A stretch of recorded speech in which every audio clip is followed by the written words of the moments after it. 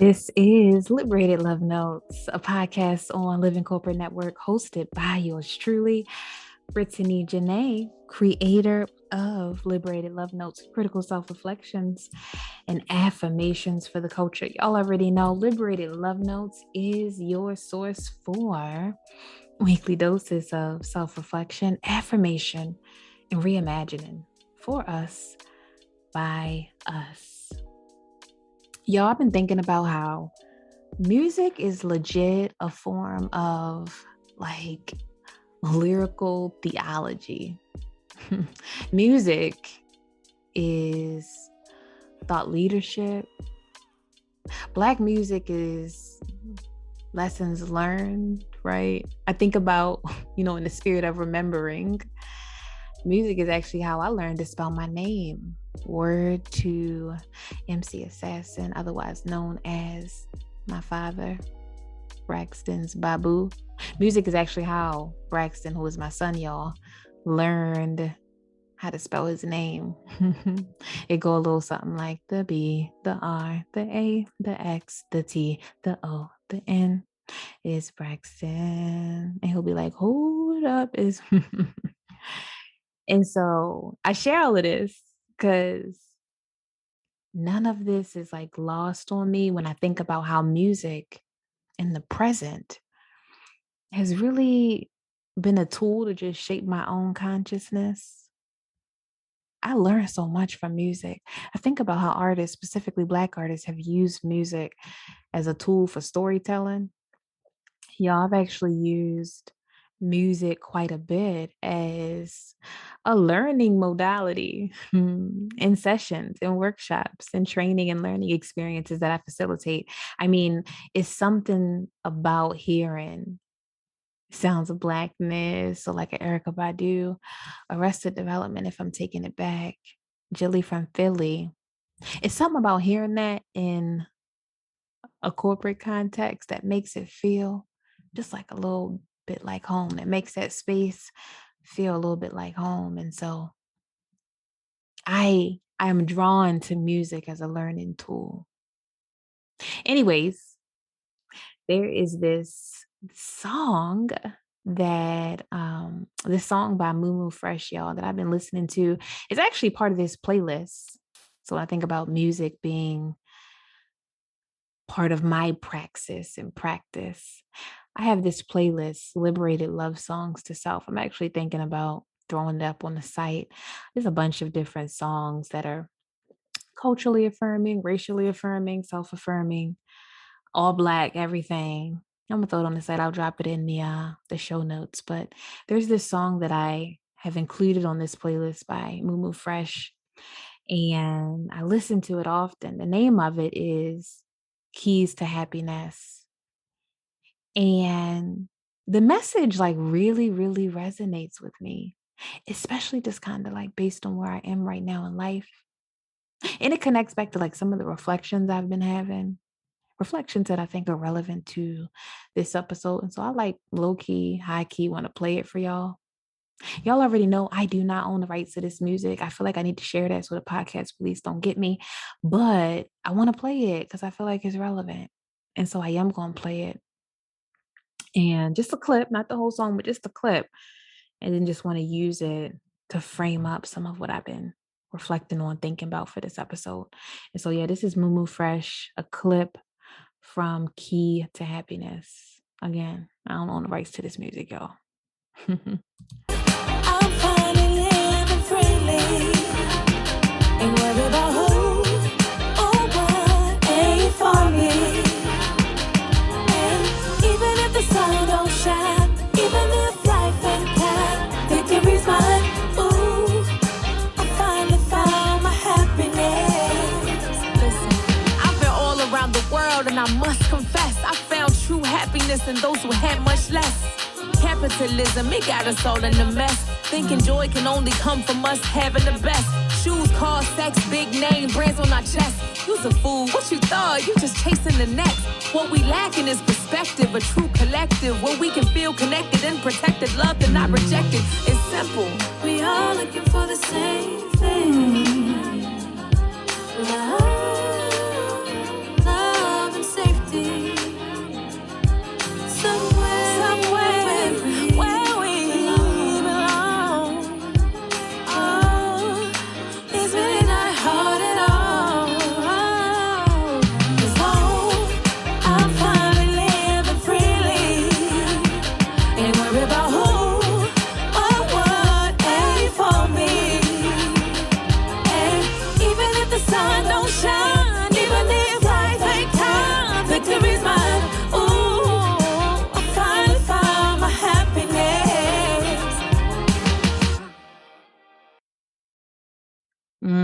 Y'all, I hope it resonated with y'all as much as that song resonates with me. There's a clip. There's a the hook or the chorus in and of itself is message. I think I found the key to happiness. Ain't got nothing to do with who the best. I finally believe in happiness. I'm finally living freely. I think I found the key to happiness. Ain't got nothing to do with who said what, who the best, right? I think about liberation being personal. Mm. And then when Mumu get down to the verse, I've been all around the world and I must confess, I found true happiness in those with less. Capitalism got us all in a mess, thinking joy can only come from us having the best. Music is theology. Y'all, Bell Hooks talks about, and I know I feel like I reference Bell Hooks a lot. When I tell you, certainly one of the elders on my intellectual board of directors, Bell Hooks talks about this quest for having the best, trying to be seen as the best. She talks about that being fundamental to our experiences in a culture of domination. We oftentimes find ourselves always, being responsive to or striving to be responsive to this sense of not enoughness. And so being the best, being seen as the best, getting ahead, trying to stay ahead, trying to beat, whoever, be better than whomever, without attention to the cost. Be so focused on being the best, having the best, being seen as the best, getting ahead. Again, cultural domination, y'all, trying to be responsive to this intrapersonal sense of not enoughness without attention to the cost. And so at what cost? Whether it's to ourselves, to others, whether it's a cost to the collective. And so with all of that in mind, y'all, this song by Moo Fresh legit feel like gospel. Like it legit feel like a sermon. And so it resonates with me very practically because I've been reflecting on just what it means to have a, vision for oneself, whether it's like a leadership vision, whether it's like a vision for like your business. I think about how, in the context of our culture, a culture so steeped in individualism and competition that, hey, is so steeped in white supremacy and colonialism, it is so common for us to create visions and like strive to be or make goals around being the best or like being better than, right? Better than like someone else like is silent, but like better than, right? I actually once heard and have been reflecting on this, someone whom I admire and have a lot of love for, y'all, a leader, share that their vision was, for their work, their organization to be seen as like the best at what they do. When folks think about that industry, they know that there is no one better. And that's fair. That's actually like hella common, right? And I've been reflecting on like what is lost? What is lost when one's vision is dependent on, or there's like a contingency around another?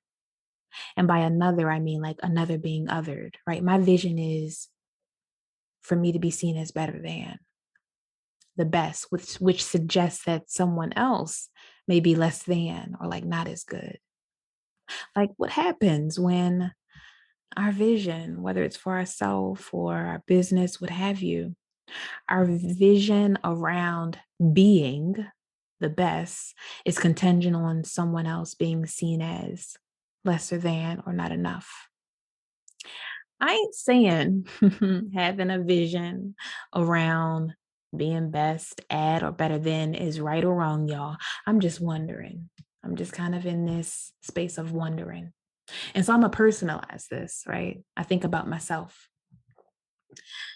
I don't know that I want to be known as this like premier coach or advisor or practitioner for Black leaders. Like I don't know that that's like the vision, right? I don't know that I want Liberated Love Notes to be the most well-known affirmation card deck, or Liberated Love Notes to be the premier place for resources for Black folks. I don't know that I want how I see my work or my vision to be contingent on this like external sourcing for validation or approval. I do know that I want, and maybe this is the reframe.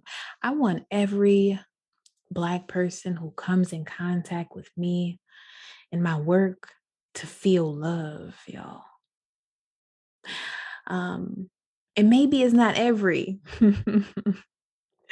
Maybe it's not every. Because one, I think about how white supremacy tells us that progress is only progress if it's more, that things only have value if it can be measured in sort of mass, this whole quantity over quality, right? I think about, I want Liberated Love Notes not necessarily to be seen as the best affirmation deck or the best podcast or like the best place for resources any more than I want Liberated Love Notes to be possibility, to serve as possibility for what it means to use one's experience and brilliance to solve for our own problems and needs. I want that to be my North Star, y'all.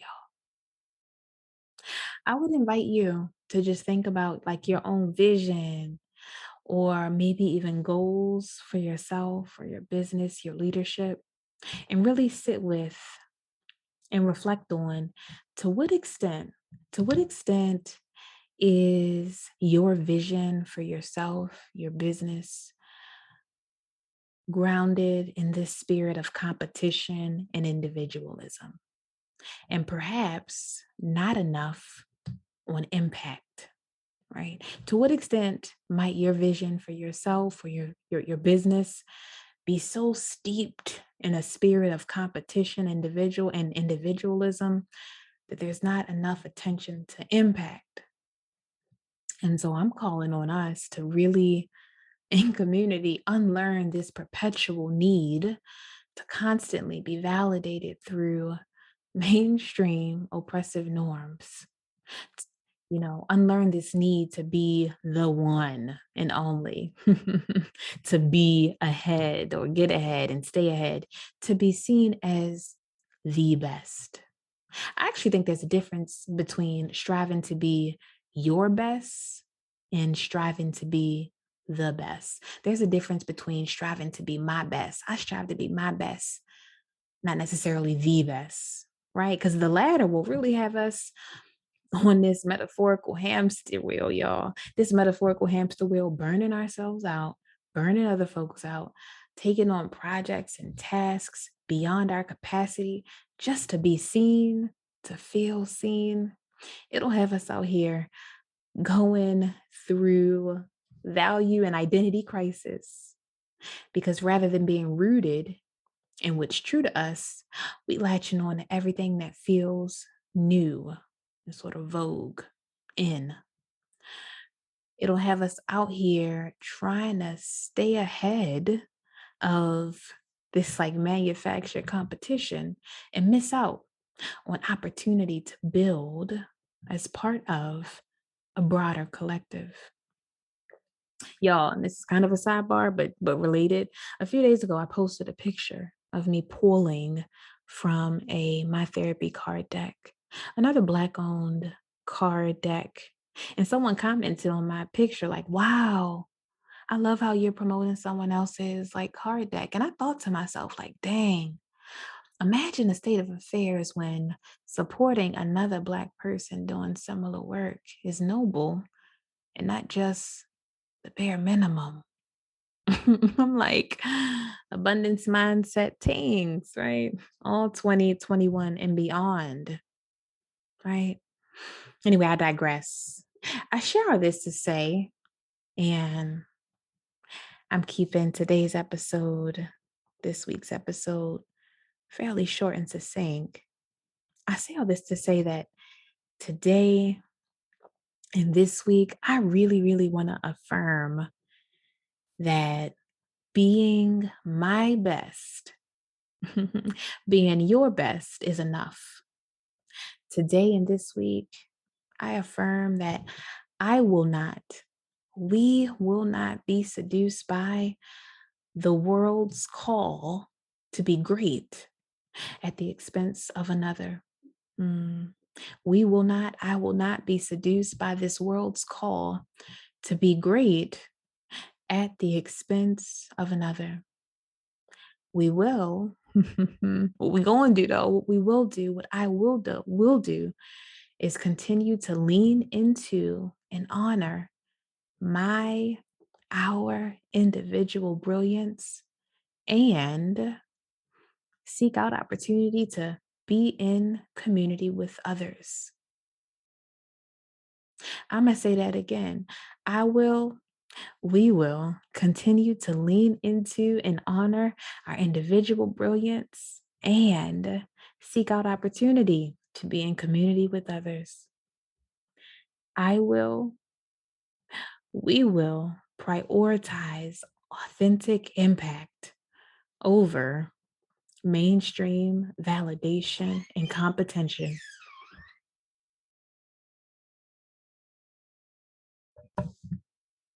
Mm. We will prioritize authentic impact over mainstream validation and competition. I strive to be my best, y'all. Not the best. I strive to be my best. Frankly, I think that is more true to us than some of this white supremacist, patriarchal, individualism, capitalistic norm stuff. That's true to us, y'all. This week, I strive to be my best. I hope you strive to be your best. I hope you know that that in and of itself is enough. I promise. Peace, y'all.